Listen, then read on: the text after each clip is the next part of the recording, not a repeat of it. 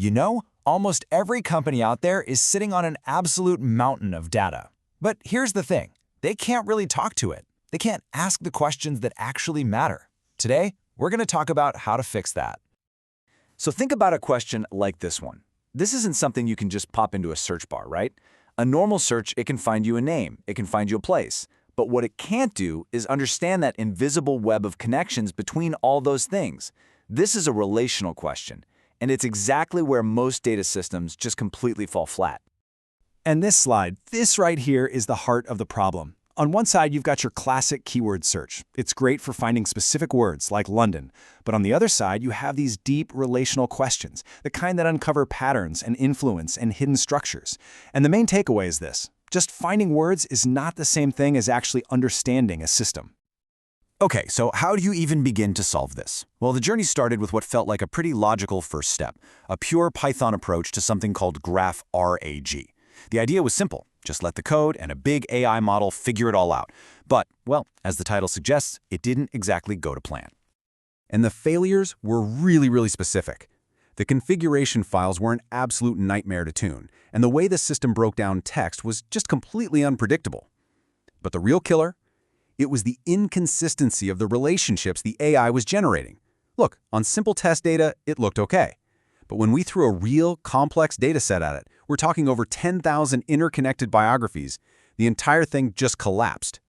And that failure led to this huge realization. Honestly, this is the turning point of the whole story. The system couldn't just guess at relationships because some words were near each other in a document. That's all heuristic inferences. It's just a fancy term for educated guessing. To truly get it, the system needed a solid, explicit structure. It needed a real map of how everything was connected.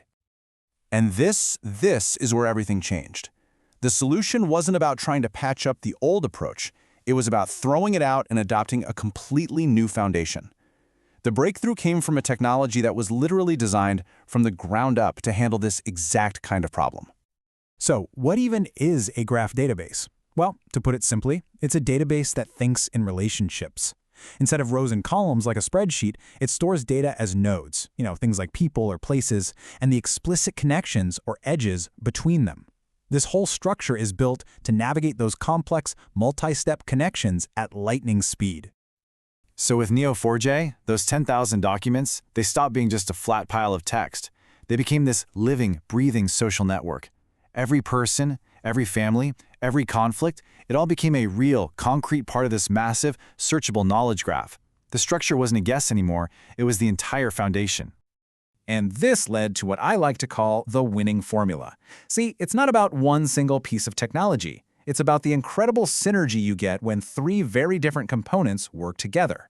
This is really the core of what makes a GraphRAG system truly effective.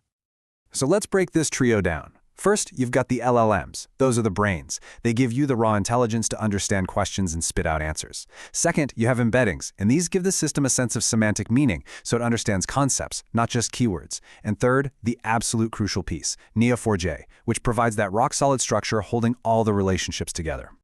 And here's the exact tech stack that was used to build it.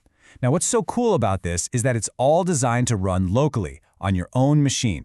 You've got Neo4j for the graph, Ollama to run the LLM and embeddings on a local GPU, and then Python with LangChain to tie everything together. This means it's not just incredibly powerful, it's also completely private and fast. All right, so we've built it. The structure's there, the intelligence is there. So, what can it actually do?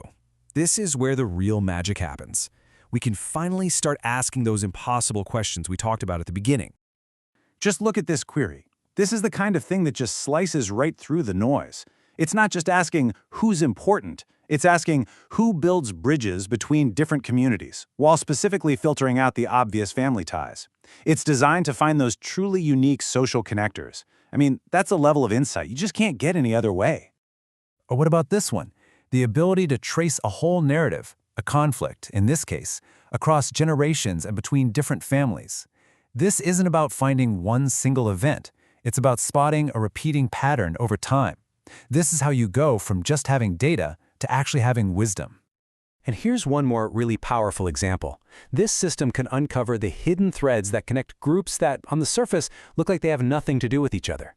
It finds those subtle, indirect ties that form the real fabric of a society or a company. These are the insights that were totally invisible before. Now this is way more than just a cool academic project analyzing old texts. The architecture and the ideas behind it have massive, real-world applications in pretty much every industry you can think of. I mean, the sheer number of applications here is staggering. Think about it. Finding the hidden connections in a complex fraud ring, or modeling how customers actually behave. You could triage cybersecurity alerts by seeing how different threats are related, or untangle an entire supply chain by understanding all its dependencies. Basically, in any field where relationships are the key, this approach is an absolute game changer. And let's not forget the scale we're talking about. This was not some small toy problem. The system successfully took in, structured, and analyzed over 10,000 deeply interconnected biographical profiles. It proved it could handle real-world complexity and volume. So what we're left with is this incredibly powerful analytical engine that runs locally, keeps all your data private, and works fast. It's capable of that deep, multi-hop reasoning that separates true intelligence from just a simple search. And really, Neo4j was the key that turned a frustrating experiment into a reliable system that actually works. And that brings us to the final thought I want to leave you with. Every dataset out there, whether it's customer logs, research papers, your company's internal documents, it's all packed with hidden relationships just waiting to be discovered. The technology to find them is here now. So really, the only question left is, what are you going to ask?